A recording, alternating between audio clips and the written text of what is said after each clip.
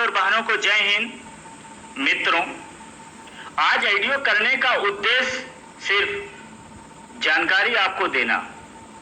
Number 1 case के बारे में, नंबर 2 सुप्रीम कोर्ट के बारे में। उसका मेन कारण है कि सिंगल बेंच से और डबल बेंच से भी हमें आपको निराशा मिल चुका है।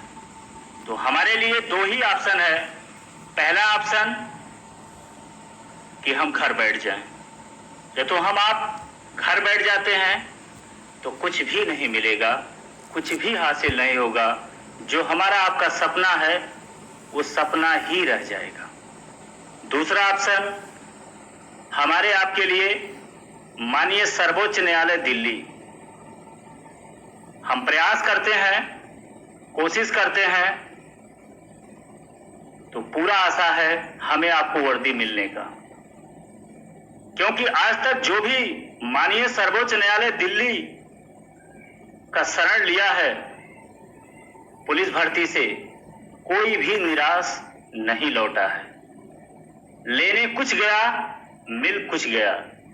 मतलब थोड़ा बहुत आशा करके गया और जितना आशा था उससे कहीं ज्यादा उनको मिला सीटें।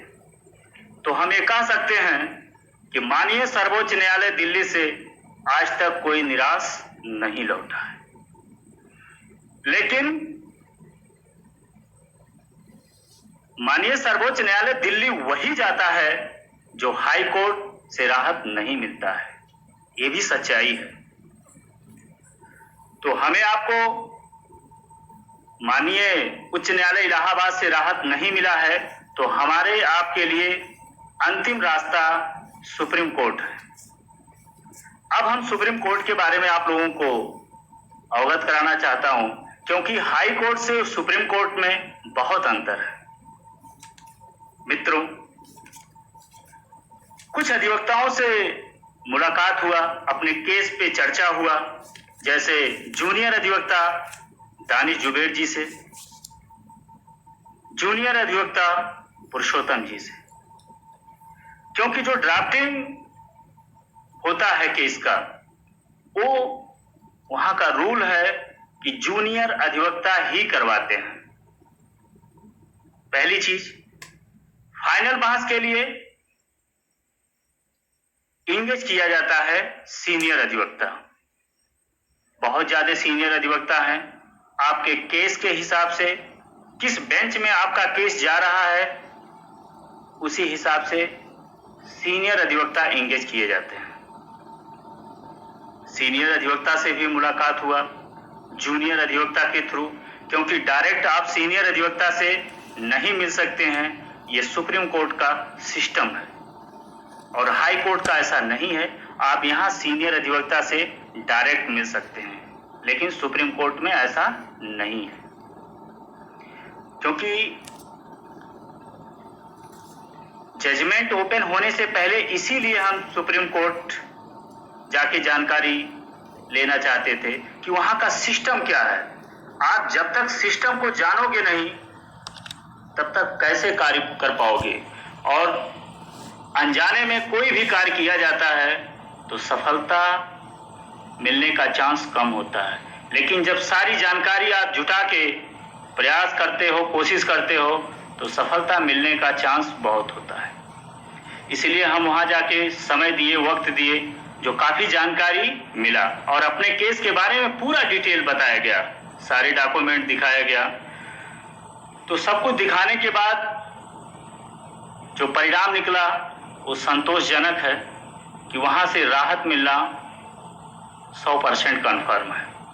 और आज तक का इतिहास है कि वहां से कोई निराश नहीं लौटा है। अब मखीजा मैडम से संपर्क किया गया है, जिनका पूरा नाम विभा दत्त मखीजा है, लेकिन लोग शॉर्टकट में मखीजा मैडम कहते हैं। कपिल सिब्बल साहब से मुलाकात तो नहीं हुआ, लेकिन उनके बारे में चर्चा जरूर हुआ आगे इंगेज करने के लिए। क्योंकि आपको हमको या तो केस एक्सेप्ट कराना है तो एक बहुत बड़ा चेहरा होना चाहिए, और खासकर कपिल सिब्बल साहब टॉप 5 के सुप्रीम कोर्ट के अधिवक्ता हैं, जो उनका हमारे केस में फर्स्ट हियरिंग में रहना बहुत ही इम्पोर्टेंट है। बाकी विभा दत्त मखीजा जी को हम लोग, क्योंकि वो पुलिस का कोई भी मैटर हो उसमें उनका बहुत योगदान रहता है केस को जिताने के लिए, तो वो तो हमारे केस में रहेंगी। बाकी कपिल सिब्बल साहब रहेंगे, हम 2 सीनियर और 2 जूनियर दानिश जुबैर जी और पुरुषोत्तम जी को रखेंगे। ये 4 अधिवक्ता के साथ हम शुरुआत करेंगे। दानिश जुबैर जी ये 2011 SI जो सेम मैटर था, इन्हीं के द्वारा ड्राफ्टिंग किया गया था और परिणाम जो है याचिकाकर्ता के पक्ष में गया था। तो पूरा मुलाकात किया गया, अपने केस पे चर्चा किया गया, बहुत कुछ जानकारी जुटाया गया, जो समय दिया गया उससे बहुत कुछ सीखने को मिला, और यही हमारा मकसद था कि पहले जाके जानकारी जुटाना, वहां के सिस्टम के बारे में, वहां के अधिवक्ता के बारे में, कोर्ट के बारे में सारी जानकारी जुटाया गया। ये सारे चीजें हो गए वहां के बारे में।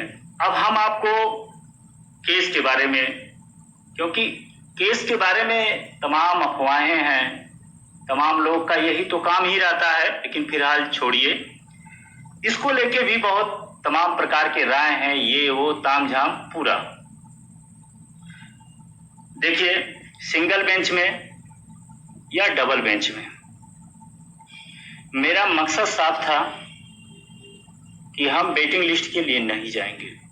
कभी भी वेटिंग लिस्ट के लिए ना तो हम कहे हैं और ना तो संभव है, चाहे वो सर्वोच्च न्यायालय दिल्ली हुआ, चाहे माननीय उच्च न्यायालय इलाहाबाद, कहीं भी वेटिंग लिस्ट के लिए प्रोविजन नहीं है और ना कोर्ट इसे एक्सेप्ट करता है, और ना हमारे आपके रूल में वेटिंग लिस्ट का प्रोविजन है।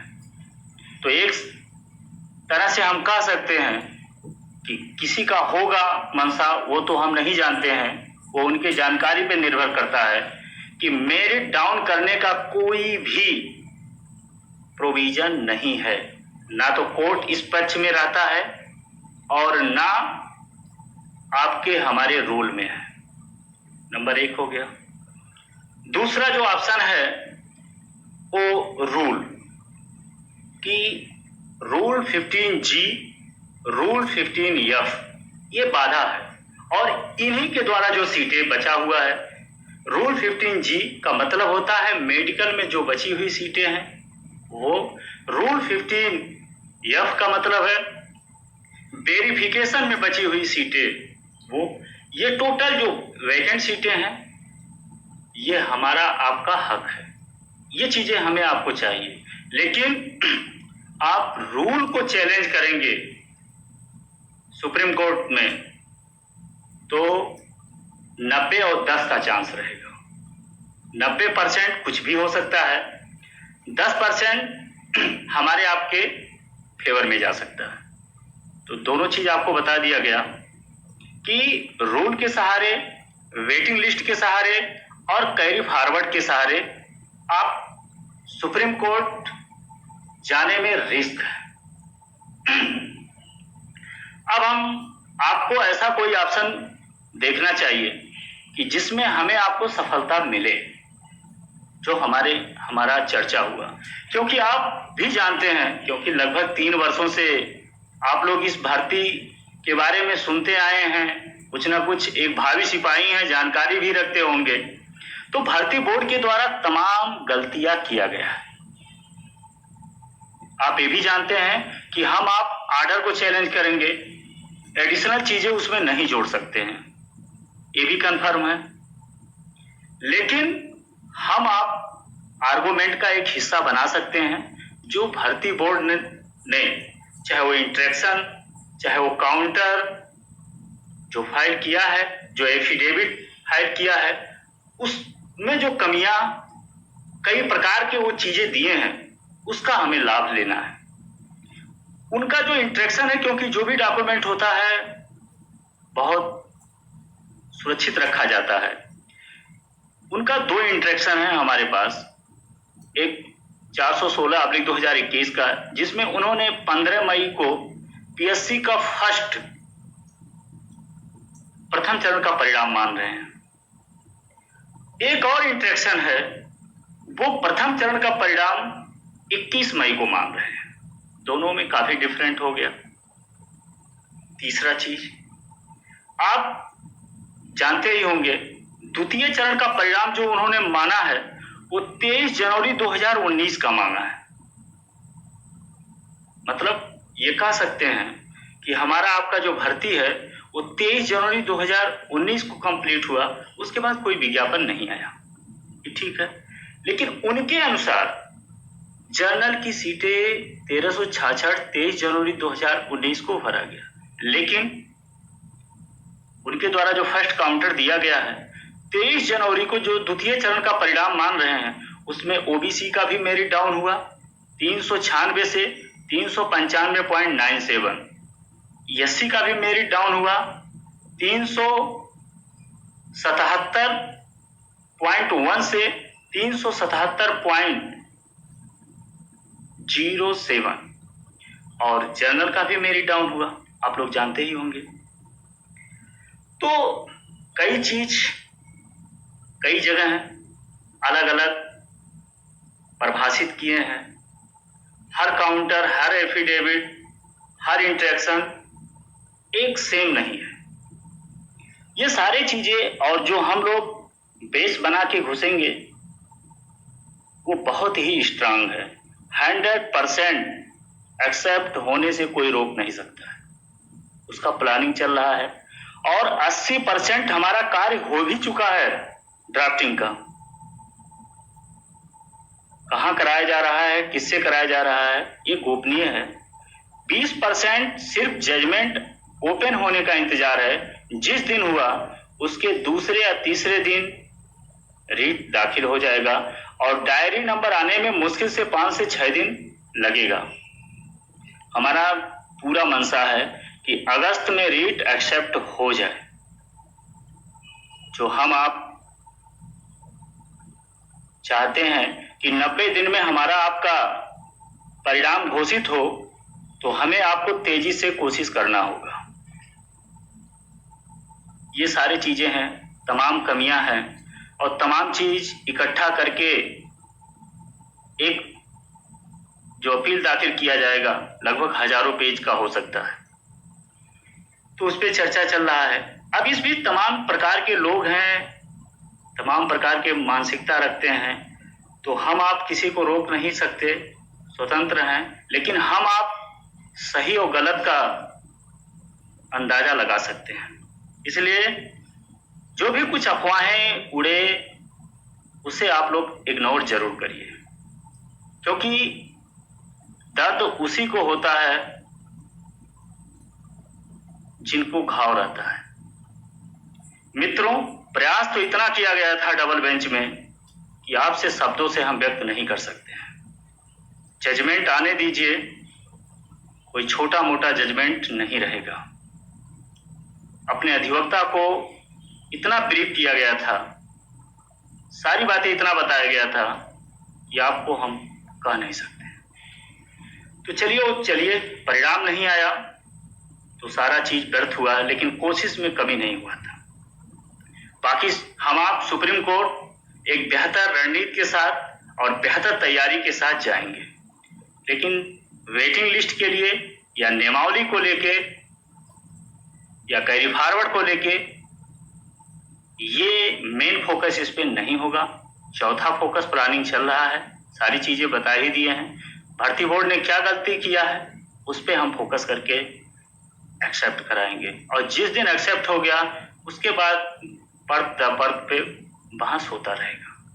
2 से 3 बहस में इंटरेक्शन कॉल करा ले गए तो 90 दिन से भी कम समय लगेगा फाइनल आर्गुमेंट होने में। ये सारे प्लानिंग है, वहाँ के सिस्टम, वहाँ से अधिवक्ता के बारे में सारी जानकारी जुटाया गया। अब बात आता है कि याची बनने का चार्ज क्या होगा और वहाँ के सीनियर अधिवक्ता हायर करने का चार्ज क्या होगा। वहाँ के जो सीनियर अधिवक्ता हायर करने इंगेज की बात है तो पर हेयरिंग चलता है। ऐसा नहीं है कि एक बार आप पैसा दे दो तो लगातार बहस करते रहेंगे जब तक आपका केस समाप्त नहीं हो जाता। ये सिस्टम हाई कोर्ट में है लेकिन सुप्रीम कोर्ट में नहीं है। वहाँ जो डेट लगता है 100% बहस होगा, चाहे कम हो या बेसी हो, और अधिवक्ता को आपको पैसा देना पड़ेगा। कोर्ट के हिसाब से आपको इंगेज करना पड़ता है सीनियर, किस कोर्ट में कौन बेहतर सीनियर है, किसका चलता है। ये सिस्टम है सुप्रीम कोर्ट का। तो हम आप मखीजा मैडम के साथ जाएंगे जिनका मिनिमम फीस 1.5 लाख से 2 लाख है पर हेयरिंग। दूसरा कपिल सिब्बल साहब का मिनिमम फीस 4.5 से 5 लाख रुपया है पर हेयरिंग। मतलब फर्स्ट हेयरिंग में लगभग 6 से 7 लाख रुपया सीनियर इंगेज करने में लग सकता है। और दूसरी बात, जो रीट दाखिल होगा, क्योंकि सुप्रीम कोर्ट है, यहाँ कुछ भी संभव है, कुछ भी परिणाम आ सकता है। रहेगा तो याचिकाकर्ता के फेवर में, इसमें दो राय नहीं है। लेकिन यहाँ जो हाई कोर्ट का था कि हम कुछ नहीं कर सकते हैं, संवेदना आपके साथ है, ऐसा वहां कुछ नहीं है। वहां तो पूरे भारत का केस आता है, पूरे प्रदेश का नियमावली जानते हैं, पूरे भारत का समस्या आता है। तो ऐसा कुछ वहां होने वाला नहीं है। भर्ती बोर्ड ने गलत किया है तो 3528 सीटें भरा जाएगा, इसमें दो राय नहीं है। सिर्फ एक्सेप्ट हो जाए तो उनको एक एक सीट देना पड़ेगा। तो ये सारी चीजें हैं। तो वहां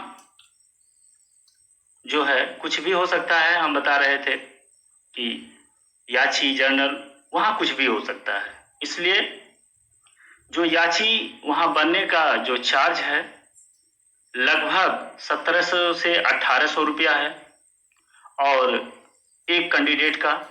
और आपको जो सीनियर इंगेज किया जाएगा उनका भी आपको फीस बता दिया गया। टोटल लगभग 1 से 2 बहस तक, क्योंकि 7 दूनी 14 लाख लग सकता है 2 बहस में। और ये रीट डालने के लिए तो जो भी कैलकुलेशन किया जा रहा है कि कम से कम 3000 से लेके 3500 रुपया प्रति कैंडिडेट फीस लग सकता है। इसमें 2 हेयरिंग हो जाएगा, तो दो सीनियर के द्वारा, और रीट पड़ जाएगा। इतना हो सकता है। इस पे अभी कम से कम 10 हमारे नए सदस्य आएंगे, क्योंकि जो भी आगे कार्य किया जाएगा, कार्यकारिणी में लगभग 10 सदस्यों का नया चयन किया जाएगा। उसमें कल से इस पे कार्य होगा, क्योंकि आज तक तो सुप्रीम कोर्ट के बारे में जानकारी लिया जा रहा था, तो कल इस पे चर्चा होगा। जब हमारे 10 सदस्य हो जाएंगे और 10 सदस्यों के बाद उनसे राय लेके, सबसे राय लेके फिर आगे कार्य किया जाएगा। लेकिन जो सुप्रीम कोर्ट का चार्ज था, सुप्रीम कोर्ट के अधिवक्ता अपने केस के बारे में सारी जानकारी आप लोग को दे दिया गया। इसी पे हम लोग काम कर रहे हैं और जरूर वर्दी मिलेगा, इसमें दो राय नहीं है। जो माननीय उच्च न्यायालय इलाहाबाद में निराशा जिसको मिलता है वही सुप्रीम कोर्ट जाता है, और सुप्रीम कोर्ट में सबको राहत मिलता है। आज तक कोई वहां से निराश नहीं लौटा है। बस हमें आपको रणनीतिक तौर पे कार्य करना होगा। बाकी तमाम लोग तमाम विचारधारा के लोग हैं तो वो अपना काम करेंगे। हमें आपको सिर्फ वर्दी के लिए काम करना है और वो संघर्ष जारी है। जिस दिन, क्योंकि ड्राफ्टिंग का लगभग 80% काम हम करा चुके हैं, बाकी जैसे ही आता है पूरा उसके बाद आगे काम चालू कर देंगे। जजमेंट ओपन होने का इंतजारी है। ये सारी चीज़ें हो गया। पूरी बातें आप लोगों को सुप्रीम कोर्ट के बारे में बता दिया गया। और जो नया सदस्य है कल से काम चालू हो जाएगा। हाँ, जो भी भाई इच्छुक हैं कार्य करने का, जो सदस्य नया, वो ज़रूर फ़ोन करें और कल से परसों भर में, और उसके बाद सबके सामने वो नाम रखा जाएगा और वो हमारे टीम के सदस्य होंगे। सदस्य का जो काम रहेगा वो हम पे खासकर नजर रखेंगे। जो भी कार्य किया जाएगा वो पारदर्शी रूप से किया जाए, चाहे वो पैसे से लेके जो भी जहां खर्च किया जाएगा, कहीं भी कुछ गलती होता है तो वो सलाह दे सकते हैं और उनका जो भी विचार होगा 9-10 सदस्यों का उस पर चर्चा करके कार्य किया जाएगा। ये सारी चीजें हैं। बाकी कल और ऑडियो के माध्यम से सारी चीजें आप लोगों को बताया जाएगा। ऑडियो थोड़ा विस्तार ज्यादा हो रहा है, लंबा हो रहा है, मजबूरी था सारी बातें बताना इसलिए। और बाकी और सारी चीजें कल, क्योंकि सुप्रीम कोर्ट का और केस को लेके बताना था। बाकी जो ये सदस्य की बात है, कल इस पे भी निर्णय लेके आप लोगों को बता दिया जाएगा। और आज या कल तक कुछ ग्रुप नया बनाया जाएगा जो सुप्रीम कोर्ट का है, और इस पे कल तक सारा बात बताया जाएगा। आज का जो भी बात था वो आप लोगों को बता दिया गया। इसी शब्दों के साथ विराम लेते हैं। जय हिंद। दोस्तों, ऐसे ही आगे की अपडेट पाने के लिए चैनल को सब्सक्राइब और शेयर जरूर करें। धन्यवाद।